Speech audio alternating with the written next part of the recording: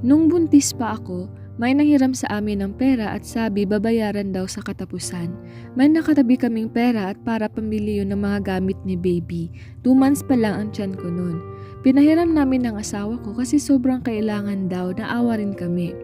Hanggang sa umabot na ng 6 months at siningil namin kasi gagamitin nga para kay baby.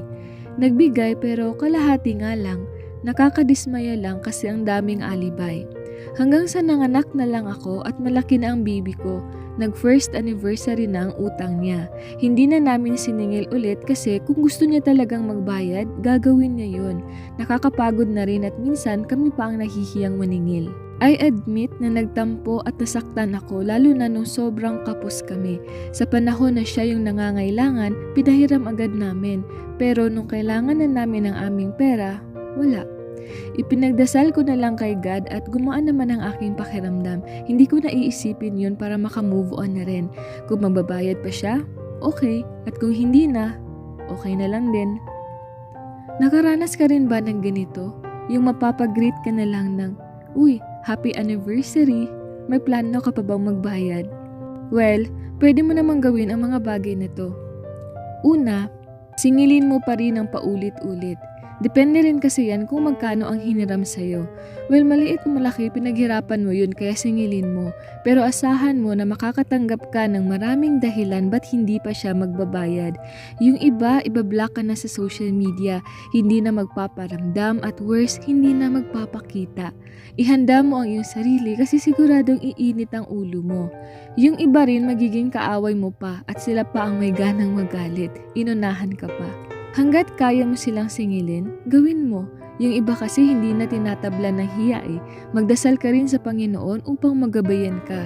Inhale, exhale. Huwag mong hayaan na kainin ng galit ang iyong puso.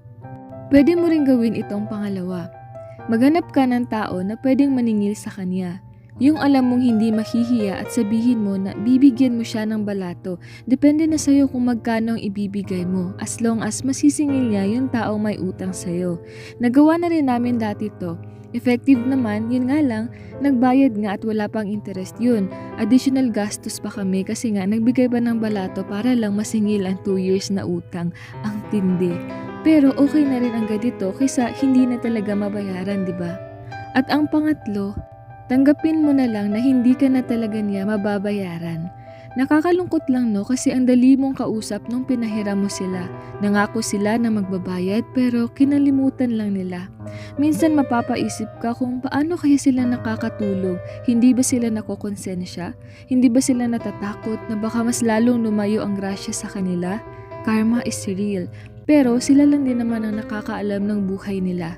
Kung alam mo wala na talagang pag-asa, tanggapin mo na lang na tiway na lang yun. Buti na nga kung nag-thank you man lang. Tulong mo na lang yun sa kanila. Mag-ingat ka na lang sa mga taong mangungutang sa'yo. Kung alam mo hirap talaga makabayad ang mangungutang sa'yo at kailangan niya ng pera, halimbawa may na-ospital sa pamilya niya, bigyan mo na lang siya ng kahit magkano at sabihin mo wag na bayaran dahil tulong mo na lang yun. Huwag ka nang magpahiram ng malaking halaga, at least tumulong ka. Halos lahat ng tao dumadaan naman talaga sa pangungutang. Sana lang wag natin abusuhin yung taong tumulong sa atin sa oras ng kagipitan. Yung taong nagpahiram sa atin kahit hindi naman nila yun extra money. Kailangan din nila yun pero pinahiram pa rin tayo. Kung mangungutang ka, dapat alam mong may patutunguhan talaga ang pera at utangin mo lang yung halaga na kaya mong bayaran sa petsa na pinangako mo. Huwag yung maghahanap ka pa ng ibang pag-uutangan para pambayad din sa utang. Siguradong mababaon ka talaga at mahihirapan ka ng makabangon. Hanggat maaari, dapat may savings ka talaga para in case of emergency, may magagamit ka. Dapat marunong kang makontento kung ano ang meron ka at huwag magpakabongga kung wala naman talagang kaya. Always remember na ang utang ay for the meantime, not for a lifetime. Ugaliin din na magdasal palagi at huwag kalimutan na sa Panginoon lahat ng galing ang mga biyaya. God will always provide.